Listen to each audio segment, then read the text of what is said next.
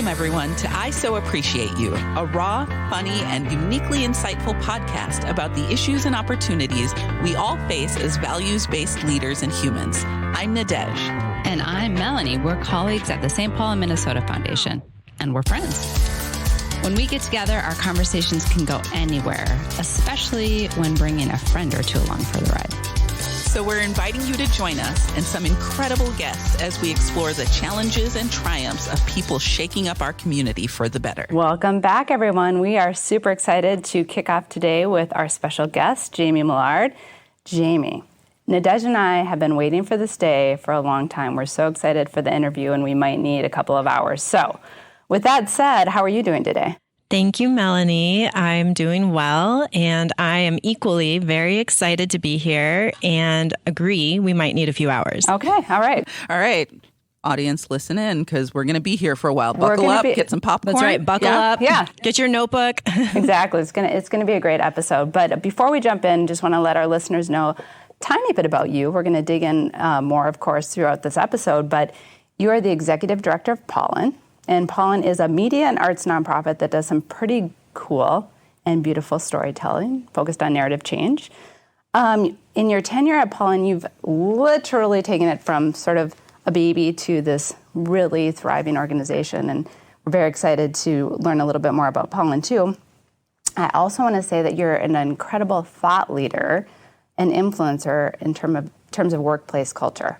I know that I brought your name up several times thinking about, like, hey, can we try this? Jamie's doing it.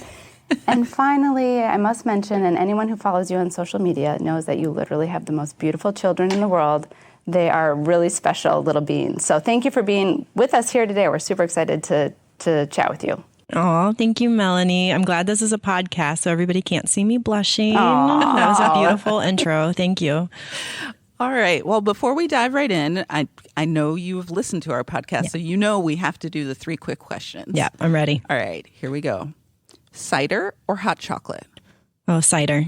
Okay, that was definitive. You know, well, there's already so much sweets in my house because of the 3 girls that, like, yeah, give me my cider. Hard cider, preferably.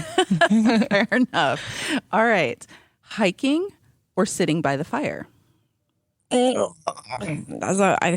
both. Hike first and then, like, go sit by the fire. Okay. Okay. We'll if I had to pick, we'll take it. Hiking. Okay. But with friends so that it's still social. I love how you are, like, controlling the narrative I'm on sorry. these answers. No, I love it. I love it. I can't help myself. All right, here you go. Attend a party or host a party? Oh, definitely host a party. Okay. Oh, all right. I mean, the art of hosting and gathering, and you can set the context and invite in and welcome. I love it. Oh, maybe that's the next step after this podcast. Right. We're coming over. Okay, actually, I want to attend a party, but, like, help host it. Because I don't want, then you don't have to clean up. You don't have to clean ahead of time. Yes. But I'm a great co-host. Excellent. Okay, good to know. Just making a note of that for future party planning. All right. So today we're going to talk about intentional leadership transitions. And, you know, I was thinking about just that phrase because we don't always have the time for an intentional leadership transition. Like, typically, you know, maybe a retirement would happen and that's when it's coming up. But you're not retiring from the workforce, but you are in the middle of an intentional leadership transition. So I'd love to get from you sort of at the beginning, how did you know, or what made you decide that it was time for you to transition?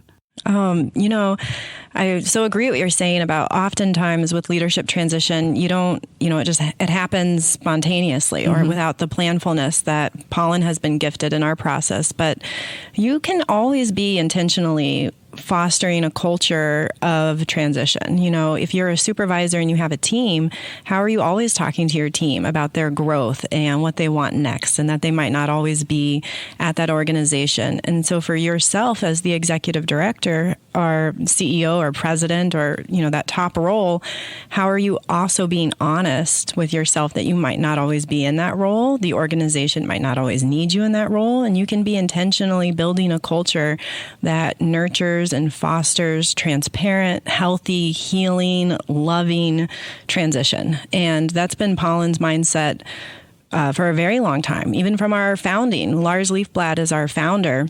when he transferred power of Pollen to myself and Meg Lionel Murphy, he did so with he modeled for me what transition can look like and how to gracefully hand over something so that the next era can take it to a catalytic place that you couldn't even possibly imagine. And so it's just part of our culture as an organization. I think we're definitely going to dig into that a little bit more, but you used the phrase era. Mm-hmm. How did you know that it was time for the Jamie era to wind down? I'd started this in 2019. I put on a board agenda, we need to talk about succession planning. And I knew because Pollen had itself been growing, I could just feel like I had baked in my strengths into the organization. And it felt like a relay race. I've gotten it as far as I can get it. And I was, I think of leadership transition as a staircase. And if you bake your strengths in, then the next person can take it to this next level. And it really is an embodied feeling for myself. And I knew that our work was going in a way that was focusing more and more on narrative change, especially centered with racial justice as an approach and a methodology in the narrative change process. And myself as an expert in that and a passionate follower and believer in it.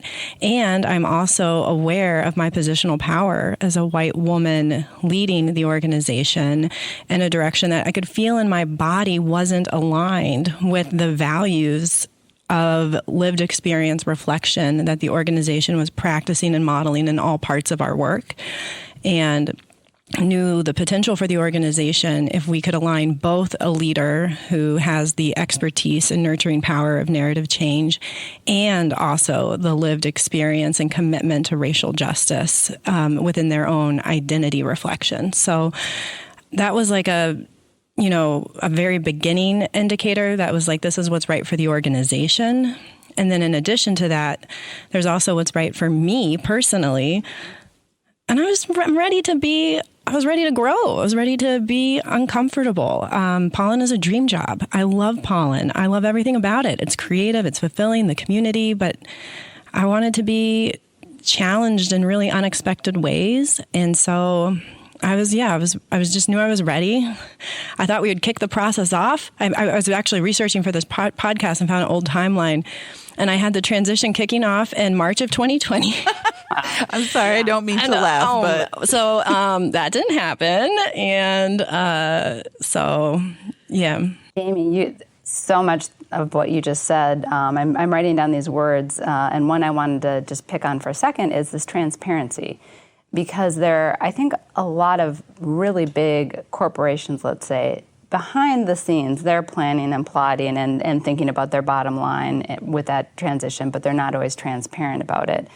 And what you've created, or what Pollen as an organization is doing, and you said starting with Lars, it's this transparent process. Can you talk just a little bit about how you got there with the culture and how you're doing that with this transition? Because I think that's not always the case. Oh my gosh. I mean, yes. And, transparency is an activity, it's a value, but it's also an activity. And so when you think about traditional leadership transitions in any kind of sector, but also especially in the nonprofit sector, because they are so guided by the board of directors, there's often a lack of transparency because we think that it's a personnel activity that needs to be protected. And then what's the staff experience in that process? And if you talk to any people who have been through big leadership transitions on staff, they say oftentimes things like, this was isolating. This was scary. I felt uncertain. It was an experience of harm that they go through. And so whenever we hear indicators of experiences of harm, it's our job to pause and say, why is that happening that way? It does not have to.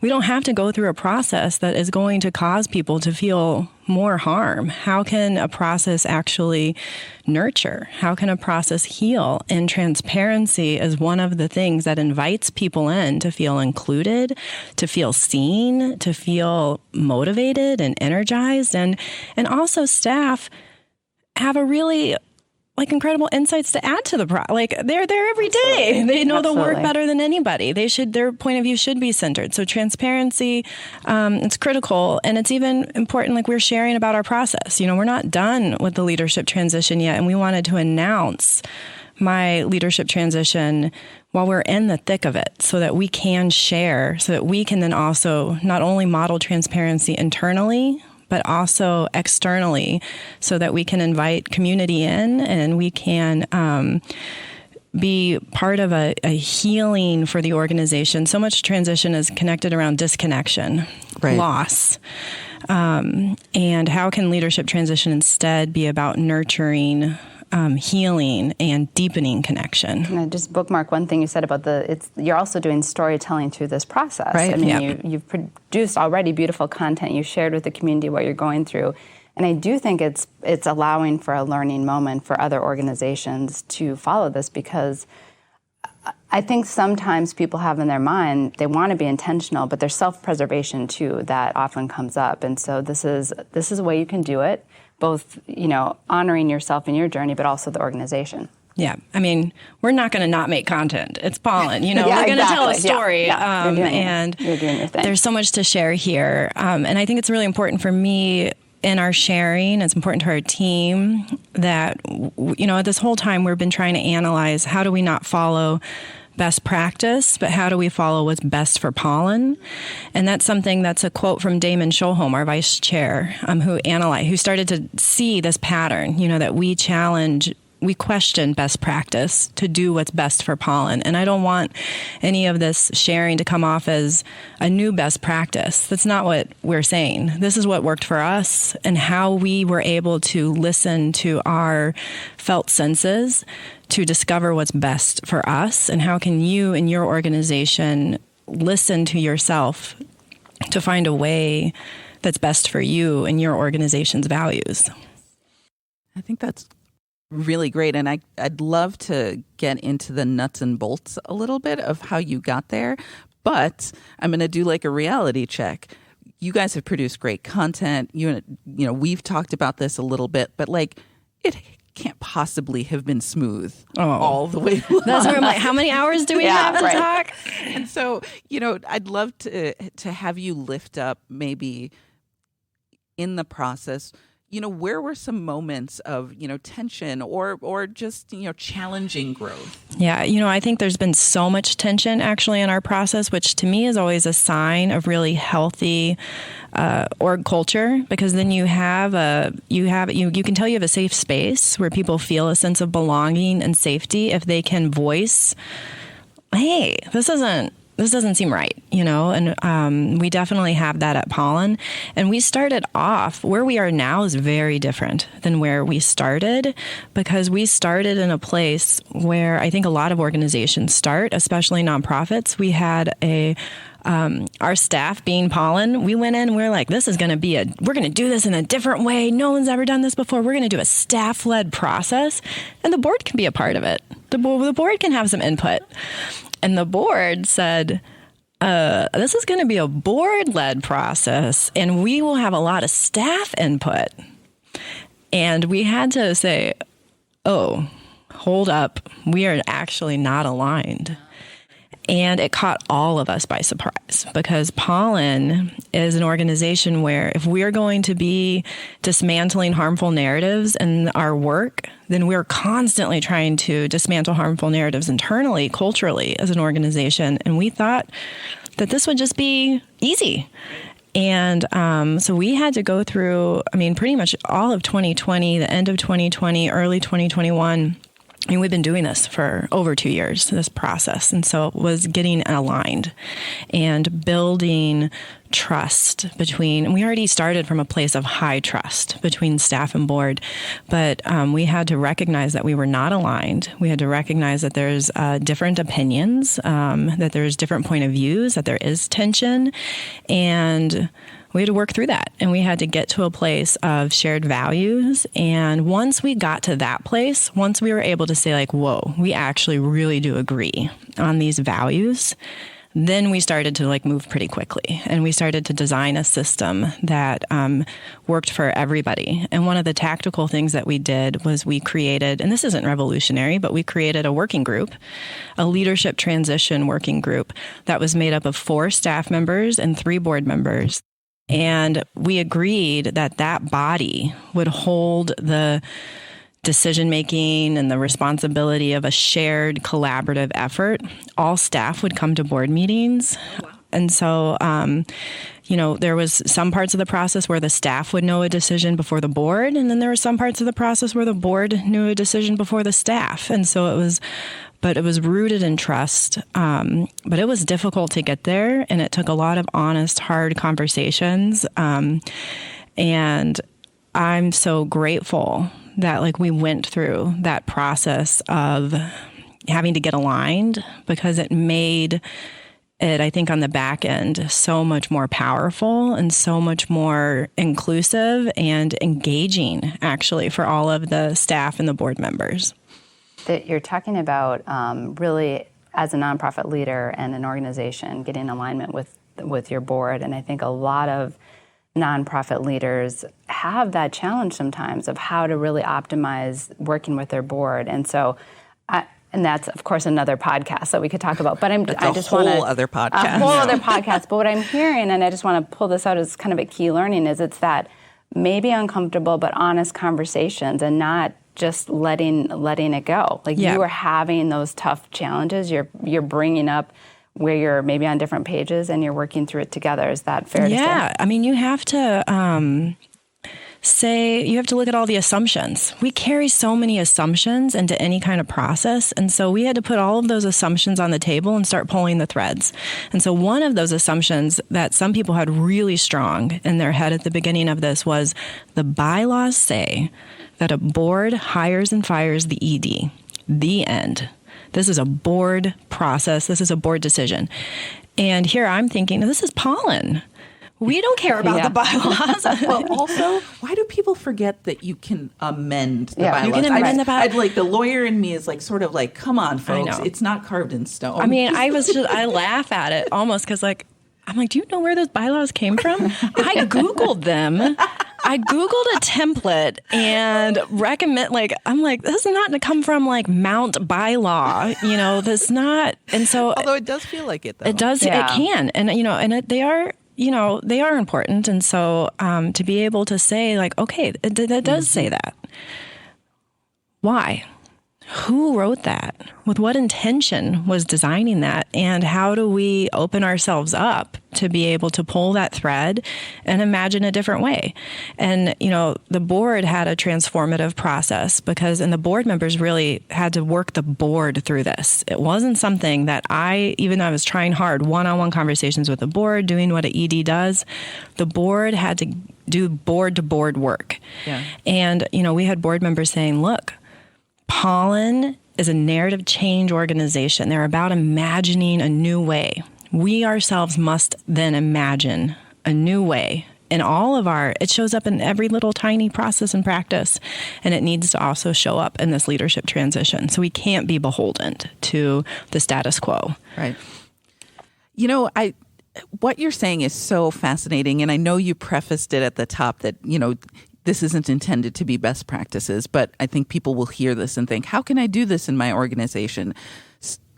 It's not probably practical in an organization with hundreds of people and, a board of 50 or 60 or 70 people on top of that to go through the process that you all are going through and have gone through.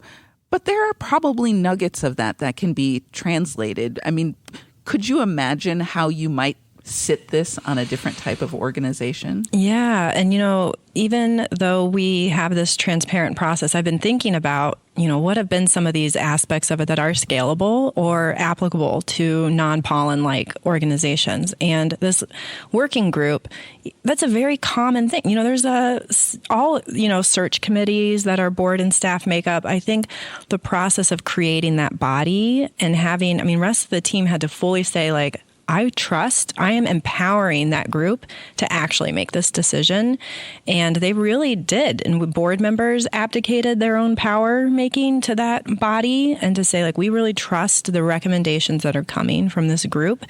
And then we did, we do oversharing probably, too much sharing internally as an organization where, first of all, anyone's invited to those meetings. So that's the group. If you want to come be a fly on the wall, you can come sit in. Oh, great. If you're an intern, you can come sit in.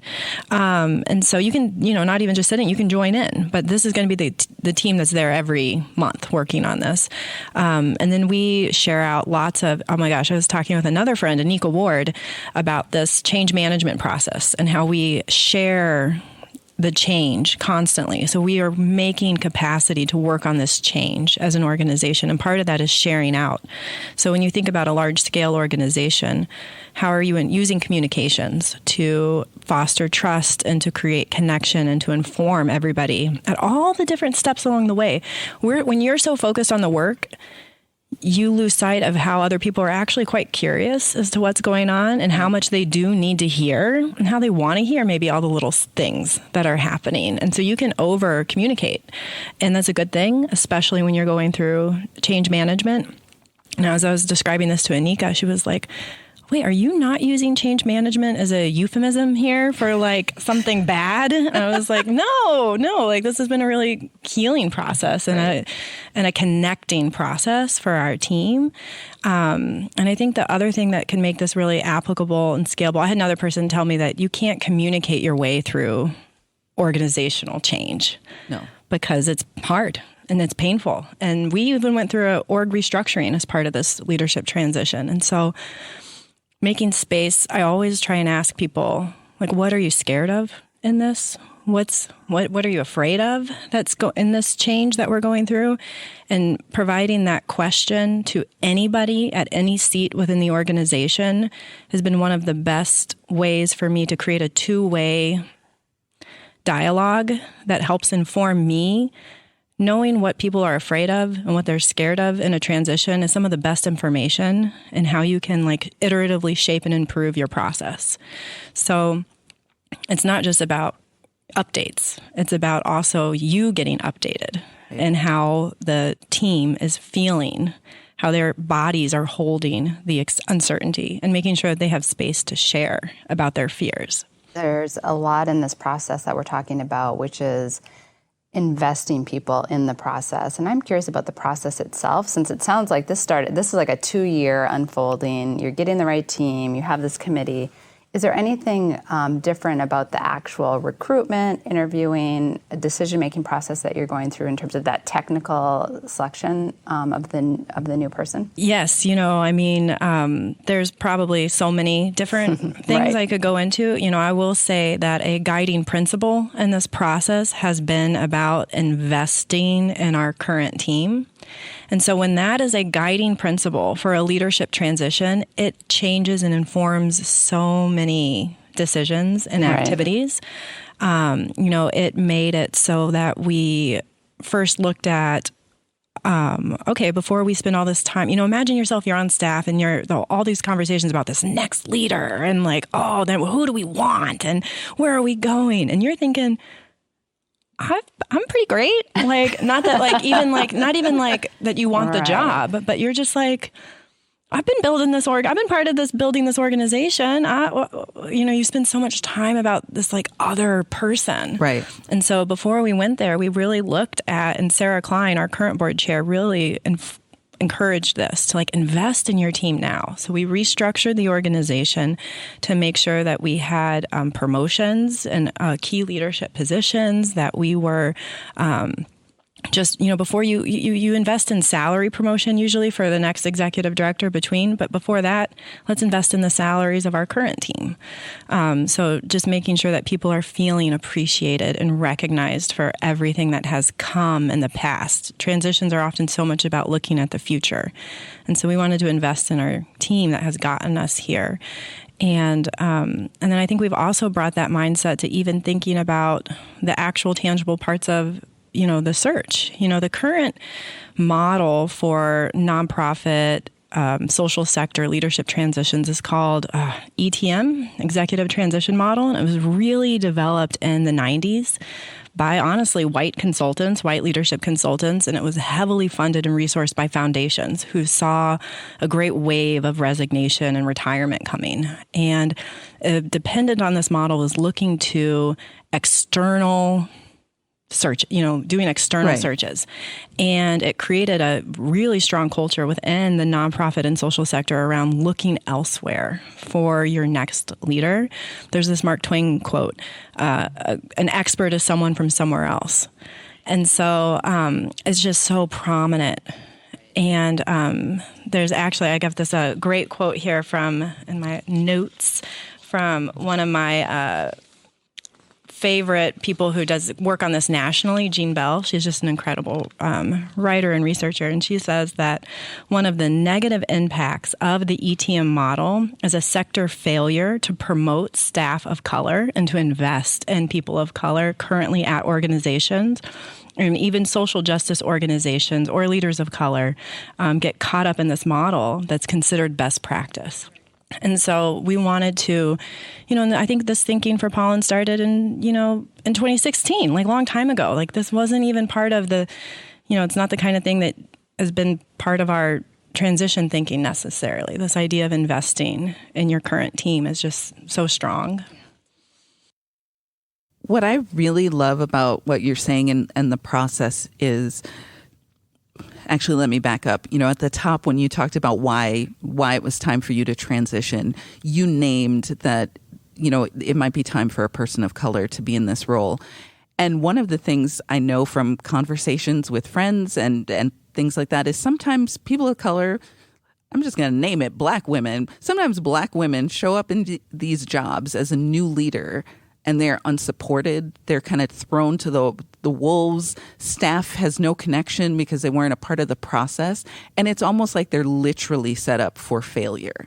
And people power through it sometimes and sometimes they don't. But there's a lot of emotional labor. There's a lot of work outside the work. Pahu and I talked about this last season. I was going to say, put in that plug. Right. Yeah. I was taking notes. Yeah. If you haven't heard that episode, go back to it. There's a lot of work outside the work. And it feels like what you have set up is a space for a new person to begin to lead in a very, I don't want to say safe space, like a, hokey term, but they have the tools around them and the staff is ready for them and the board is ready for them. And so it's like a path towards success instead of setting up all the barriers. It's fundamentally critical and I don't think we're explicit about this enough. I think a lot of, especially in the transition between white executive director, founding white executive director to the next leader being a leader of color, which is a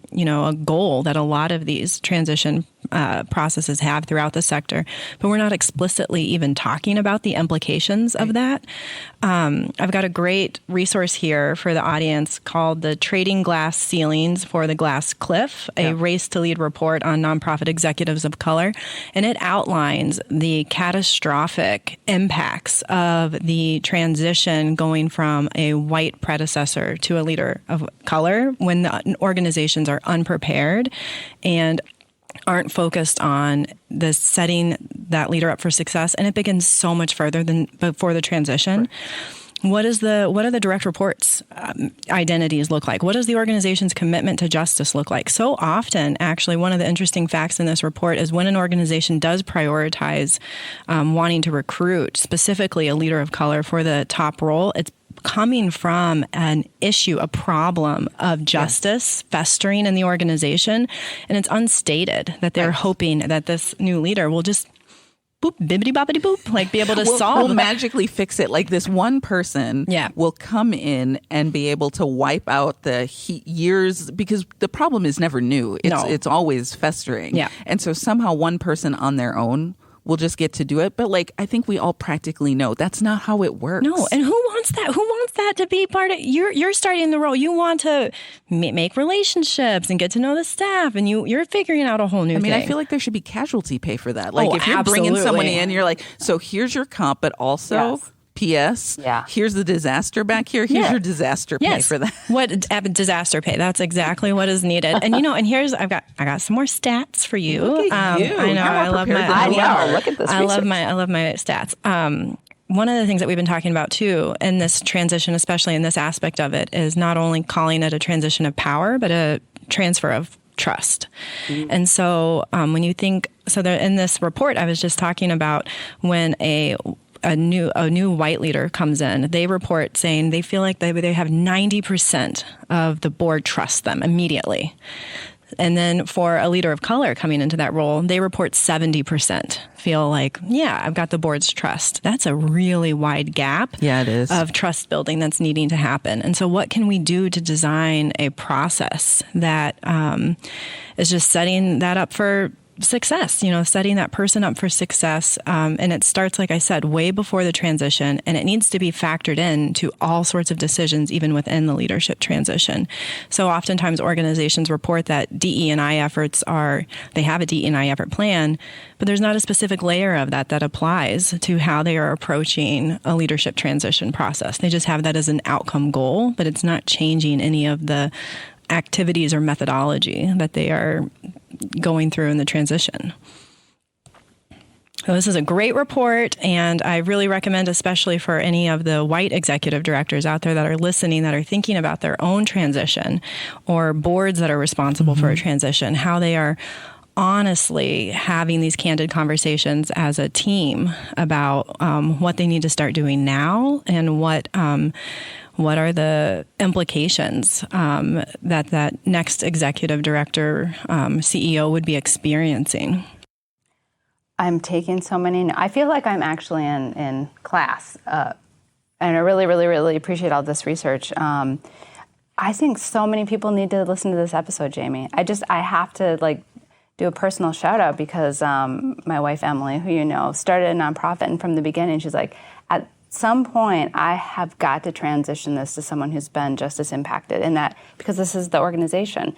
And so you have to do that over the course of years. And these investment strategies you're talking about, the transparency strategies, I think this is so critical, because oftentimes, as we know, as white leaders, we can do more harm than good, even if our intentions are there, And so thank you for sharing all of that.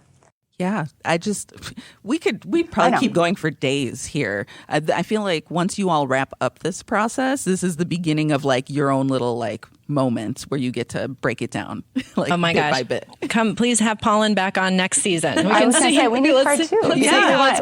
We need to know too about your personal journey through this, which is a big part of the story. Yeah, but we do have to wrap up. I mean, we get to that point. I know, but I want to ask you one last question. And normally I sort of let people kind of wrap up the theme, but I'm going to punt. What is bringing you joy right now? Because this work is not small work. And where do you find those moments of just joy? Oh, I love that. I have so much joy in this process, which is probably just obvious since I talk about this with a huge smile.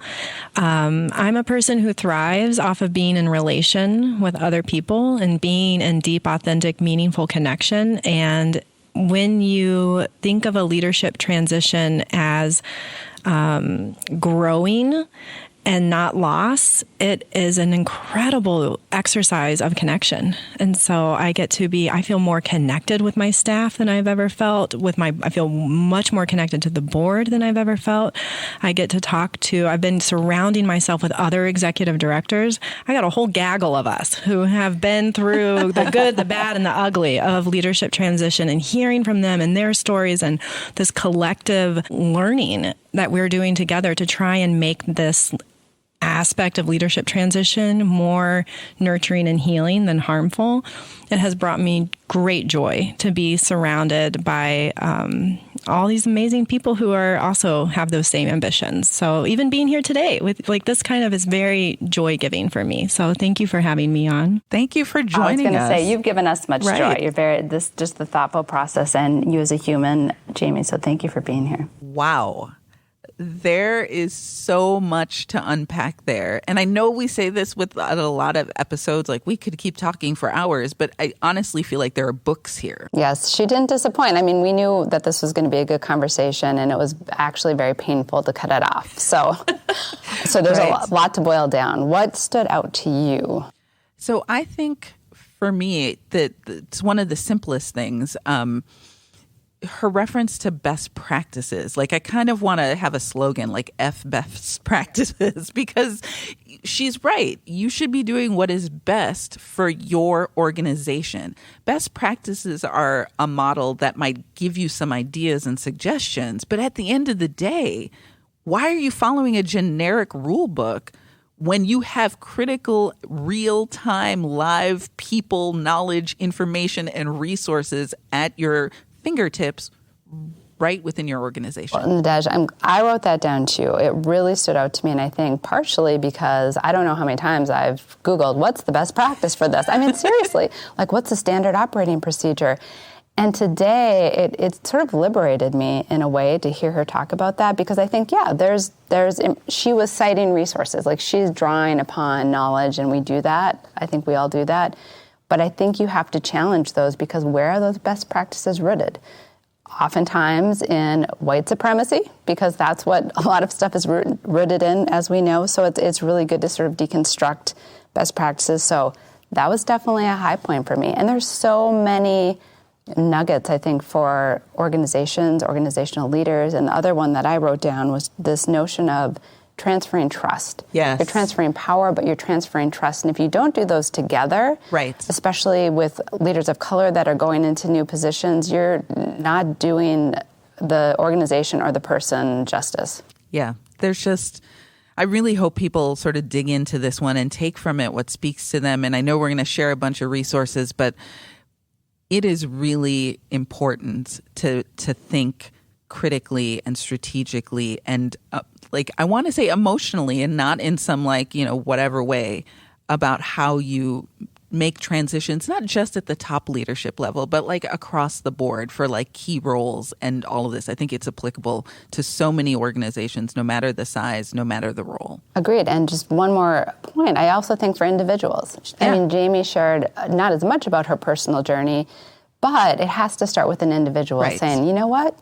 I'm not growing anymore, so what am I going to do about it? Right. And a lot of people, I think, maybe slink around, try to feel it out, but if we create cultures of transparency, I think we could really nurture ourselves and others as we move on. Yeah, change canon is a beautiful thing sometimes. It's the only thing we can count on, as the cliche says. Thank you for listening to I So Appreciate You. You can find us on Facebook at I So Appreciate You Podcast, and on Twitter and Instagram at So Appreciate You. We'd also appreciate you taking a moment to write us a review. And if you like our show, be sure to follow I So Appreciate You on Apple Podcasts, Spotify, or wherever you're listening to us right now. Have a question or topic suggestion? Email us at podcast@spmcf.org. Thank you for listening to I So Appreciate You.